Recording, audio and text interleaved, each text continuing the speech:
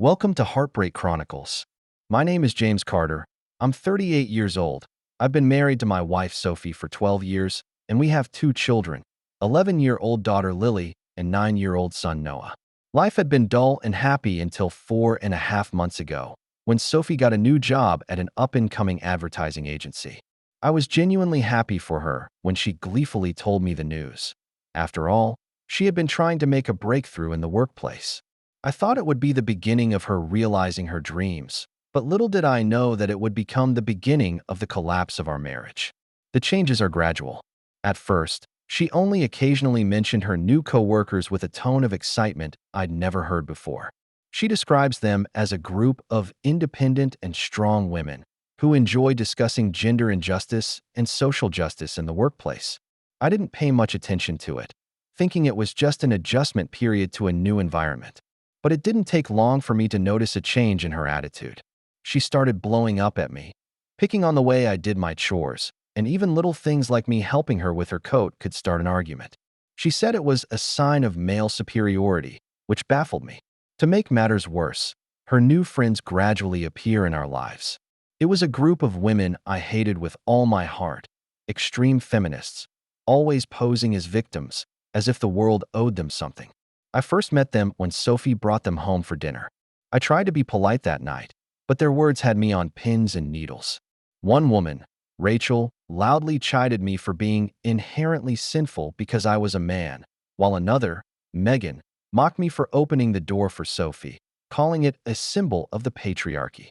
I tried to laugh it off, but it felt like a rock was blocking my heart. I said to Sophie, "They're a bit extreme, don't you think?" Instead, she coldly replied back to me, "You just can't accept strong women." Over the next 2 months, the situation deteriorated dramatically. In 11 years of marriage, I've never seen her like this. She began to look at me in a strange way, and her words were hostile. She accused me of inheriting the oppressive male gene and said that everything I did, from taking the kids out to making her coffee, was controlling her. I tried to communicate with her, to ask her what was wrong, but every time she was either silent or dropped a "you'll never understand" and turned away. I told her, "I didn't do anything bad to you. The only thing I did wrong was loving you too much." She'd just mutter something in a low voice, and the next day, she'd start a new argument, like she was testing my boundaries. About 5 weeks ago, I began to feel a strong intuition. Something big was about to happen. She came home late that night. Her cell phone was turned off, and I couldn't reach her. She entered smelling of alcohol and with cold eyes, not at all like her old self.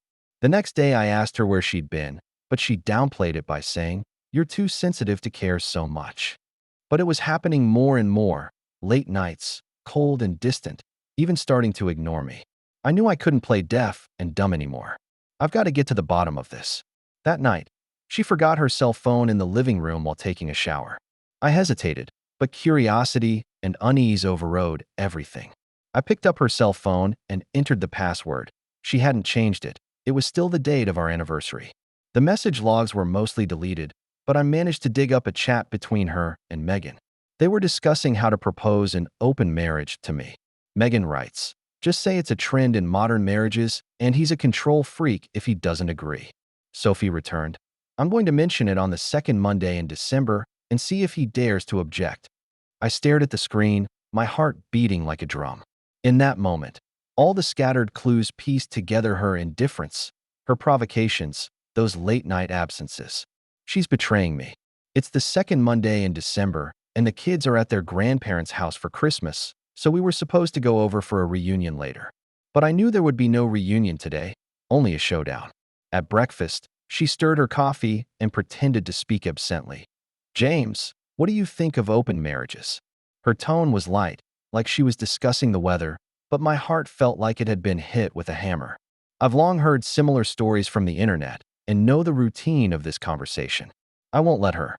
I put my fork down and stared at her, trying to keep my voice as smooth as possible. "Who are you sleeping with?" She froze, pretending not to understand. "What did you say?" I leaned forward and lowered my voice. "Sophie, if you're going to talk to me about this, don't take me for a fool. At least show me some respect and tell me the truth. Because if you're not honest, this conversation is over." Her eyes flickered and she repeated, "What are you talking about?" I sneered. Don't pretend. I know you're hiding something. It's too obvious. Tell me, who is it? She tried to retort. I didn't dash. But I interrupted her. Gosh, there's more than one, isn't there? She froze. My voice became colder. Don't lie. You've destroyed my trust, I can see that. Either tell the truth now, and we'll talk about it, or I'll go to a lawyer today and just get a divorce. Pick one. She opened her mouth and closed it again, a dry swallow escaping her throat.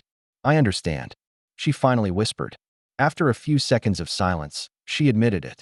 She's had 2 one-night stands, both with married men she knows, married men with children. I forced down the nausea that was churning in my stomach and calmly asked, who?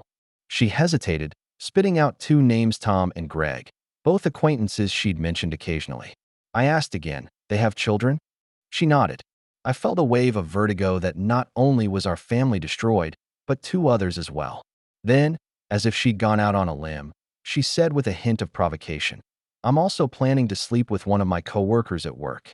His name is Liam, and he and his wife are in an open relationship, just like I thought. I stared at her, hardly believing it was coming from her. You have no right to control me, James, she continued. It's my life, my body, and I want to pursue my own pleasure. I clenched my fists, but didn't let her see my anger. What's his wife's name? I asked. She sighed impatiently and gave me my name, Emma. I laughed bitterly. She also offered, I can introduce you to my friend. Rachel is quite interested in you.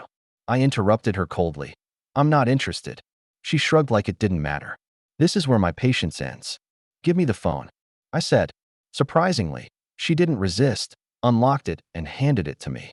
Maybe she thought she was hiding it well enough, but little did she know that I was determined to dig up the whole truth. When she went to the restroom, I locked the study door and used recovery software to go through her deleted messages. The evidence came in like a flood: texts, photos, times and places of secret rendezvous. This was not a spur of the moment, but a long time in the making. My heart is broken, but the anger keeps me sane. I quickly installed a monitoring app on her phone, then walked out and handed it back to her. She knocked angrily on the door. What are you doing, James? I didn't answer, just said calmly, leave. She froze. What? I started packing her things, folding them one by one and putting them in a box. She screamed after me. You're controlling me. You're the poster child for men oppressing women. I ignored her. She then shouted, you don't love me at all, or you would support me. I continued to clean up until she finally ran out of things to say. I stopped and looked at her. I'm not Will Smith. Get your stuff and get out. Furious, she grabbed her suitcase and walked down the stairs. I finally said, you're single now. Do whatever you want. I don't care. My attorney will contact you. She turned around to say something, and I slammed the door and locked it. In that moment, I felt a strange relief, but more than that, it hurt. 11 years of marriage, 2 children, and that was the end of it. I didn't know what was coming next, but I knew that I had to protect myself and my children. That's the first step. The moment Sophie walked down the stairs, I stood behind the door and heard her angry footsteps fade away until there was nothing but dead silence outside. I leaned against the door and closed my eyes, my chest feeling like a piece of it had been hollowed out. I know this is just the beginning, and the rest of the road will be harder. I took a deep breath and turned back to the living room, staring at the empty coffee cup she'd left behind. In that moment, I resolved that no matter how much it hurt, I would protect myself and my children. The next morning, I calmed down and got going. She left in such a hurry last night that she didn't even have all her clothes, and her suitcase was a mess. I piled her bags in the garage and waited for her to come back for them, if she would come back at all. I didn't have time to wallow in my grief. Lily and Noah were still at their grandparents' house, and I had to get them back as soon as possible and get back to normal. But before that, I need more evidence. I picked up her cell phone. She'd forgotten to take it with her last night, either because she was too angry or because she just didn't care. I reopened the monitoring software and went through the latest news from her and her friends. The words on the screen stabbed into my chest like knives. Her chat with Megan continued. Sophie wrote, he told me to get out. What a control freak. Megan returned, you should just show him who's dominant. Or worse, they plan to meet Liam at a hotel tonight to celebrate her freedom. I stared at the name Liam, and my stomach turned. She just admitted to 2 one-night stands last night and can't wait to run to the next one today. My hands were shaking so much I could barely hold the phone, but I forced myself to be calm. I need to know the whole truth. I spent the morning recovering more of her deleted messages. The evidence is so overwhelming that it takes my breath away. Her explicit conversations with Tom, her dating schedule with Greg, and even a picture of her and Liam, timestamped just last week. Not only did she betray me, she treated our marriage like a game. I felt sick, but the anger kept me awake. I took down the name of Liam's wife, Emma, and found contact information from her social media. I hesitated, my fingers hanging over the keyboard, and finally sent the message. This is James Carter, Sophie's husband. I'm sorry to tell you this, but your husband Liam is having an affair with my wife. They're meeting at the Hilton tonight. I thought you should know. After sending it, I held my breath. A few minutes later, she replied, "Thanks. I'll take care of it." And then there was no news. I didn't have time to think about it much. I drove to my parents' house in the afternoon to pick up Lily and Noah. They ran over to me and hugged me, and I crouched down and wrapped my arms around them tightly, trying not to let the tears fall. Lily asked, "Where's Mommy?" I swallowed the sting in my throat and squeezed out a smile. "She's busy with work, so let's just go home, okay?" They nodded, but I knew the lie wouldn't last long. When we got home, I let them watch cartoons in the living room and locked myself into the den to continue monitoring Sophie's phone. She did go to the hotel, and Megan messaged her asking, "How's it going?" Sophie replies back, "Fantastic, Liam is so good at this." I clenched my fists and almost slammed the table, but reason told me this wasn't the time to vent. Around 10 p.m., I received an anonymous video. When I opened it, it was a picture of a hotel room. Emma stood in the doorway and stormed in angrily, screaming, "You asshole again? Don't you have enough for the kids?" The camera shifted, and I saw Sophie sitting half naked on the edge of the bed with panic on her face. Emma turned her head and yelled at her, "You bitch, isn't it enough that you ruined my home?" Then the video broke. I froze for a few seconds before realizing that Emma must have gone to the hotel to catch someone red-handed. My heart was beating like a drum, aching and agonizing at the same time. I immediately messaged her, "I saw the video. Thanks for letting me know." She returned, "I'm sorry too. We've all been lied to." At that moment, I knew there was no turning back. I opened my computer, drafted a message, and sent it to the WhatsApp group at Sophie's house. I want everyone to know that Sophie and I are getting a divorce because of her infidelity. Thank you for letting me into this family all these years, but from now on, I won't be a part of it anymore. I'll attach the hotel video and exit the group. Immediately, my phone was ringing off the hook with messages from her parents and siblings, but I didn't read them. I don't have the energy to deal with their shock or defense. I sent Sophie a text. "I saw the hotel thing. I don't want to see you again. Don't come near me." Then shut down. Over the next few days, I moved to my parents' house with the kids. My parents could tell something was wrong with me, but didn't ask too many questions, just quietly helped me take care of Lily and Noah. I tried to act like I was fine, but every night I lay alone in my childhood bedroom. I felt like an empty shell. That night, I was sitting on the couch in a daze when the doorbell rang. I opened the door to see three familiar figures: Mike, Bob, and Frank, my best friends. Mike grinned. "Jesus, man, you look like shit." I smiled bitterly. "It feels worse." They walked in with a case of beer and a bunch of takeout. Bob tapped me on the shoulder. "We heard. You don't have to carry it alone." Frank nodded. "How are the kids?" I sighed. "Don't know the truth yet, but I have to tell them something." We talked late into the night, and they made me spit it all out.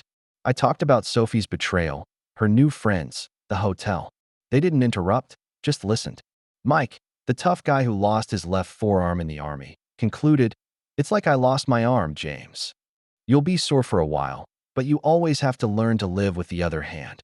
I nodded, my throat tightening. That night, their company gave me my first glimmer of warmth. But the good times don't last long. A few days later, I went to the hospital for a routine physical, and it came back like a bolt from the blue. The nurse calmly said, "Mr. Carter, your test results show that you have chlamydia." I froze, my mind going blank. "That's impossible," I snapped. "I haven't slept with anyone else." She looked at me sympathetically. "Then you may need to talk to your partner." I almost lost my smile. Sophie, not only did she destroy my heart, she brought the disease to me. I walked out of the clinic with anger burning through my body like fire. I drove home, my hands gripping the steering wheel so tightly my knuckles turned white. At that moment, I resolved that she would never take anything from me again, especially the kids. I contacted Sarah, a lawyer recommended by a friend. She listened to my story and nodded. We need to get a head start, James. You have evidence of her cell phone, hotel videos, and proof of infection, which is good for fighting for custody. She's clearly not fit to be a mother. I asked, can I keep the kids? She didn't hesitate. Yes, but it's going to be a tough fight. You'll have to prove she's irresponsible with her family. I clenched my teeth. I will. She's already ruined too much, and I'm not going to let her ruin the kids again. From that moment on, I was no longer the passive husband. I'm going to fight back and get everything for me and my kids. This is the beginning of the war. Sarah's words echoed in my head. We need to get a head start, James. The day I returned from the clinic, I was no longer the passive husband. I was sitting in the living room of my parents' house. The kids were upstairs watching TV, and Mike, Bob, and Frank had left, but I knew they'd be back any minute to support me. I stare at my phone, Sophie's chat still updating in real time. She and her friends didn't seem to care that I could see everything, or maybe she didn't even realize I had that ability. Her update is for Liam. Last night was so exciting. Emma is a crazy bitch. I grit my teeth, anger rolling through my chest like lava. But Sarah tells me that staying calm is key. I need to save up this evidence to use in court. A few days later, Sarah arranges a video call with Sophie. She suggested that I try to work it out amicably first, because the court likes to see both sides make an effort to communicate, even if I know it won't work out. I sat in my study and turned on my computer, Sophie's face appearing on the other end as the screen lit up. She was well-groomed, her hair permed and curled, her makeup heavy, her shirt collar open low, like she was going to a party rather than facing divorce negotiations. I frowned, wondering if she was still planning to manipulate me with her beauty. But as soon as she opened her mouth, I knew that her aim was not reconciliation, but provocation.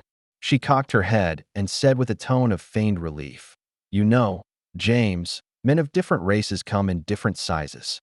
I'm kind of looking forward to doing some personal research." She smiled like a pleased child, a provocative light in her eyes. I took a deep breath and stayed calm as Sarah suggested. I said flatly, "I don't care about your interests. I'm here to talk about divorce." She frowned, clearly not pleased with my reaction. She wants me to get mad. She wants me to lose control, but I won't give her that chance. The call continued, and she became more and more aggressive. She sneered, "You're a typical man who never understands what women need." I didn't answer, just stared at her. She rolled her eyes and muttered something, then abruptly muted her voice and walked away for a moment. I could see her reflected in the mirror as if she was talking to someone next to her, probably asking Megan what she should do to keep pissing me off. She came back and continued the attack. "I deserve better. You're holding me back." I still didn't say anything, letting her exhaust herself. Sarah told me in advance that she would try to get me to lose my cool so she could call me emotionally unstable in court. I won't fall for it. In the end, she had nothing to say. I leaned back in my chair and said calmly, "Well, since you don't want to talk about it, I'll see you in court." Then I paused and added, "By the way, you gave me chlamydia. I haven't slept with anyone else, so you'd better get that checked out." Her face froze and she narrowed her eyes. "You're lying." I stared back at her coldly. "Yeah?" She didn't say another word. I hung up and sent the recorded call to Sarah. She emailed back, "Great job. That's a good performance on her part for us." A few days later, Sarah offered a settlement. She suggested I give Sophie $60,000 to buy out her equity in the house and investments. She said, "It's generous and will allow her to sign quickly and avoid dragging it into court." I agreed, and while the money made my flesh hurt, it was a small price to pay compared to a long lawsuit. Sarah set up the meeting, and Sophie was indeed 30 minutes late. Instead of a lawyer, she brought Megan, the foul-mouthed woman. As soon as they walked in the door, they started taunting, and Megan blurted out, "Yo, look at this loser, thinking he's going to win." Sophie giggles like a middle schooler. I sat there with my hands on the table, keeping silent as Sarah had instructed. If Sarah puts her hands flat on the table, I won't say a word. They continue to provoke, and Sophie says, "You think I'm afraid of you? I dumped you in the divorce, not you dumping me." Megan interjected, "Yeah, and he had to pay us. What a joke." I didn't react, just stared at them. Sarah waited until they'd had enough, pulled out the papers, and said calmly, James is willing to pay $60,000 to buy out your share of the house and investments. This is for a peaceful solution. She pushed the papers over. Sophie's eyes lit up like she'd won the lottery, grabbed a pen and asked, Where do I sign? Sarah reminded, Don't you want to see the other clauses first? Sophie waved her hand. No, I'll sign it now. Megan nudged her, and the two looked at each other and laughed even harder. I sneered inside. They had no idea what they were doing. After signing, I thought things would be quiet for a few days. But that very weekend, things got completely out of hand. I was in the kitchen making breakfast for the kids that morning when the doorbell rang and rang. I opened the door, and 7 or 8 cops were standing there with search warrants in their hands. My brain buzzed, and my first thought was, Are the kids okay? I asked if I could take Lily and Noah out, and they agreed. I stood in the yard with them in my arms and watched as the police poured into the house, turning the furniture upside down. The warrant in my hand said suspicion of drug possession, and I was totally confused. Sarah got my call and immediately said, Don't panic, stay calm. It's probably Sophie's doing. Hours later, the police left empty-handed. They didn't find anything, but my house has been destroyed like a junkyard.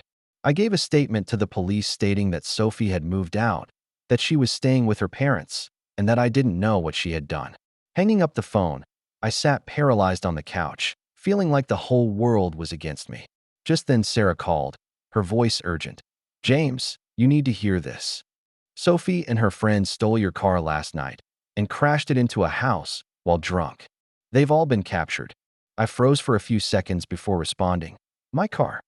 Yeah, she said. They're all on drugs. Megan's in critical condition, and the others are hurt pretty bad. I hung up the phone, my mind reeling. In the evening, Sarah gave another update on the situation. The police seized large quantities of drugs from the home of Claudia, that most arrogant of feminists, and her 2 children were taken away by social services. Claudia's ex-husband, Henry, contacted me, and his voice quivered as he said, I finally got custody of my children back. Thank you, James. I smiled bitterly. I didn't do anything. He insisted, No, your evidence helped me. The transcripts of their chats prove she's unfit to be a mother. I nodded, but my heart wasn't half as triumphant. That night, I went back to the house that had been searched and looked at the mess all over the place, and my heart felt like it had been ripped out of my chest. Lily asked, Dad, can we still live here? I hugged her and whispered, We'll be fine, but I'm not even sure myself. I opened my phone and Sophie's message was still popping up. She sent a message from the detention center. James, get me out of here. I didn't reply. I know that this mess isn't over yet, but I'm ready to face everything. That night, as I stood in my living room, rummaged through by the police, Lily's voice echoed in my ears. Dad, can we still live here? I hugged her and told her we'd be okay. But as I looked at the broken glass and overturned furniture all over the floor, I thought to myself that it rang hollow as a lie. Sophie's distress message is still lit up on her cell phone screen. James, get me out of here. I stared at it, my finger hovering over the reply button, and eventually locked the screen. I won't save her. She's gone too far, and I have to stick up for the kids. Early the next morning, my dad called. His voice was low but firm. James, bring the kids. I called some people to clean up your house. I froze. Dad, don't bother Dash. He interrupted me. Cut the crap and come on. Without further argument, I drove to my parents' house with Lily and Noah. As soon as I walked in the door, my mom handed me a hot cup of coffee and dragged the kids to the kitchen for some cookies she had just baked. My dad patted me on the shoulder. You're not alone, son. I nodded, my eyes getting a little hot, but not letting the tears fall. What I didn't realize was that when I got home in the afternoon, the house was brand new. 26 family and friends, including Mike, Bob, Frank, and some of my childhood neighbors, were there for the occasion. They washed the walls, fixed the doorknobs, folded the laundry, and even brushed the stains off the couch. I stood in the doorway, too frozen to speak. Bob came over and handed me a bottle of water. Don't thank me. This is to return the favor for the beating you took from me in middle school. I laughed bitterly. I forgot all about it. Mike grinned. We haven't forgotten. I looked at the group, and a long-lost warmth welled up inside me. I whispered, I don't know how to repay you. My dad came over to me and put his arm around my shoulders. You're paying it forward by living well. But life never lets me breathe. I was helping Lily with her homework when the news of Sophie's bail came through. Sarah called. Her parents bailed her out on the condition that she gets clean and supervised. She didn't agree and has run away. I frowned. Where did it go? Sarah sighed. I don't know, but she didn't show up for the custody hearing. It's in your favor. I hung up the phone, my heart both relieved and heavy. She doesn't even care about the kids anymore. What can I expect from her?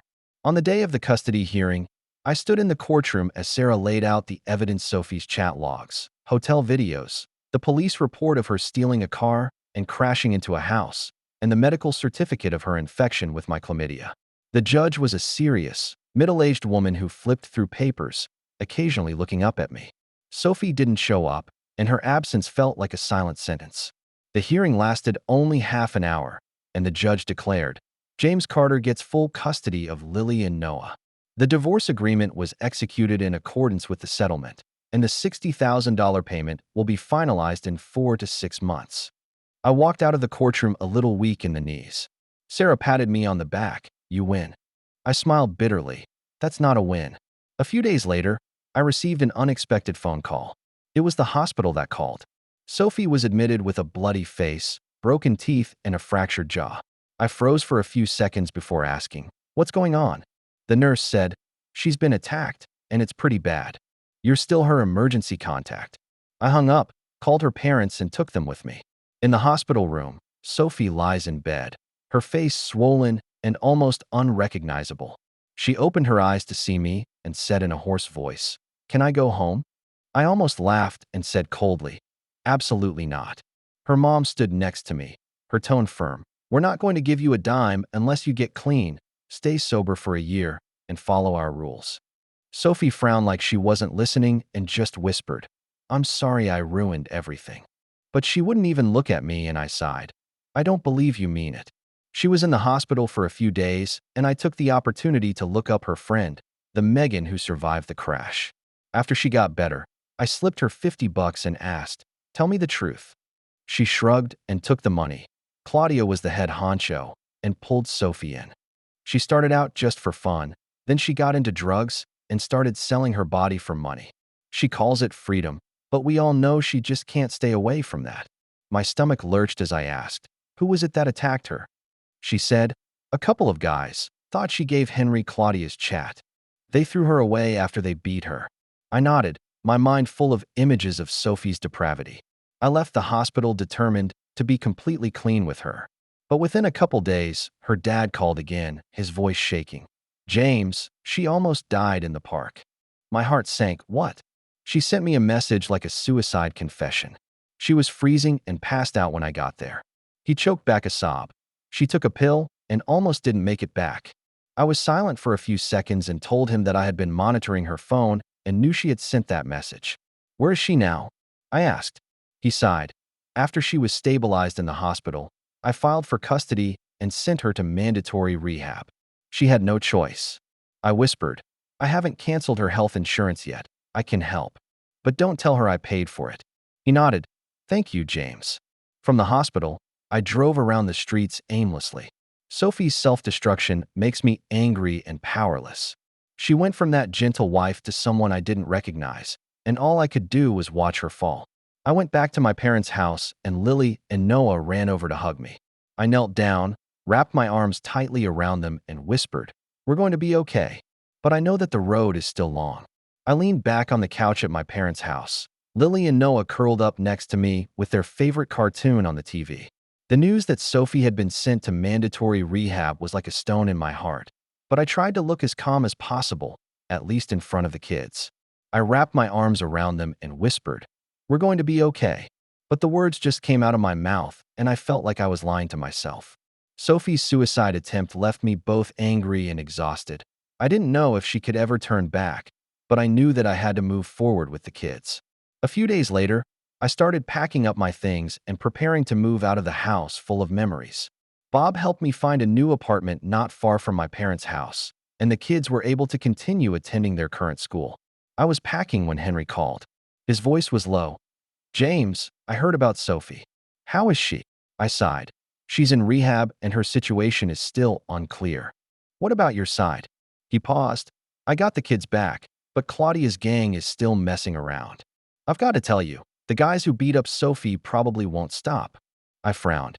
You mean they'll come for me? He said in a hushed voice. It's possible.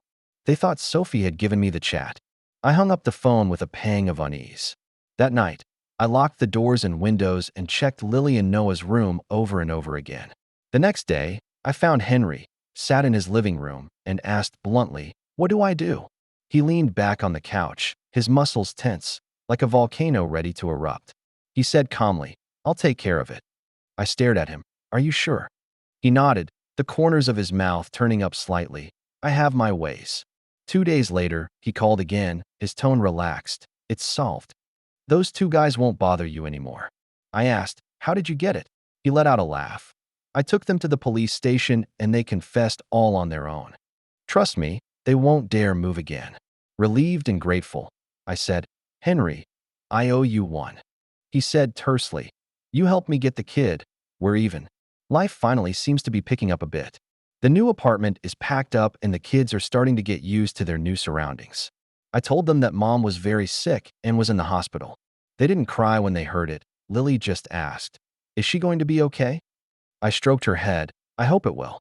Noah nodded and took her hand and said, "Let's go to the movies." Looking at their tiny backs, I felt a glimmer of hope. Perhaps they are stronger than I thought.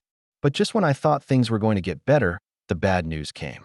That night, I was putting the kids to bed when my cell phone rang. It's Sophie's father, David. His voice was hoarse, as if drained of strength. "James, she's gone." I froze for a few seconds, my mind going blank. "What?" "She overdosed in rehab," he choked out. "And a friend came to visit her today and snuck something in. She was found a couple hours later and couldn't be saved." I gripped my cell phone, my hand shaking so much I could barely hold it. I whispered, "How did you get into rehab?" He sighed. "The police are looking into it, probably with some help." The woman was caught, but it was no use. She was gone. I closed my eyes and whispered, "I'm so sorry, David." He drawled, "I didn't watch her. I should do more." I tried to comfort him, but my throat was so clogged I couldn't say a word. The day of the funeral, I didn't take Lily and Noah. I don't want them to see their mother buried in the dirt. David and his wife, and stood by the casket, and then murmured over and over, "She should have gotten better. She should have come back." David stood stiffly, tears in his eyes, but they didn't fall. I walked over and whispered, "You guys did the best you could," and grabbed my hand and cried, "You too, James. She shouldn't have done that to you." I nodded, my heart feeling like a piece had been ripped out of it. I look at the casket and my mind is full of images from the past: her smiling face on our wedding day, her tears of excitement when Lily was born. But now she's someone I don't recognize, lying in a cold wooden box. When I got home, I sat across from the kids and cradled them in my arms. I whispered, "Mom was very sick and the doctors did their best, but she didn't get better." Lily's tears dripped onto my hand as she whispered, "Doesn't she want us?" I swallowed the sting in my throat. "No, she's just so sick." Noah nodded and whispered, "Then we're still family, right?" I hugged them tightly. "Yes, we always will be." That night, they slept next to me, and I stared at the ceiling, my mind a mess. I won custody and kept the kids, but it was too costly. A few days later, Henry came over with his kids. We watched Madagascar 3 together, and the kids laughed their asses off. I looked at them and finally felt a little warmth in my heart. After dinner, Henry sat down next to me and whispered, "You did your best, James. But you can't save people who don't want to be saved." I stared at the beer in my hand and whispered, "I still love her, you know." He nodded, "I know." Neither of us said another word, just listened quietly to the children's laughter. Day by day, life goes on. My friends say I'm strong and that I won, but I don't think it's a victory. Sophie is gone, her parents are heartbroken, the kids are adapting in their own way, and I'm just living. I thought about growing old with her and watching my kids grow up, but now it's all gone to hell. She refuses to seek medical attention, refuses to admit she has a problem, and thinks I shouldn't have left her. But I had no choice. I had to protect the kids, protect myself. I sat on the balcony of my new apartment and looked at the night sky. Lily and Noah are sleeping in the house, breathing steadily. I don't know what the future holds, but I do know that I have to hang in there for them. Henry's right, love can't save her, but but it can save me and it can save the kids. Life goes on, whether I want it to or not. That's the end of today's story. For more captivating tales, hit subscribe and never miss an episode.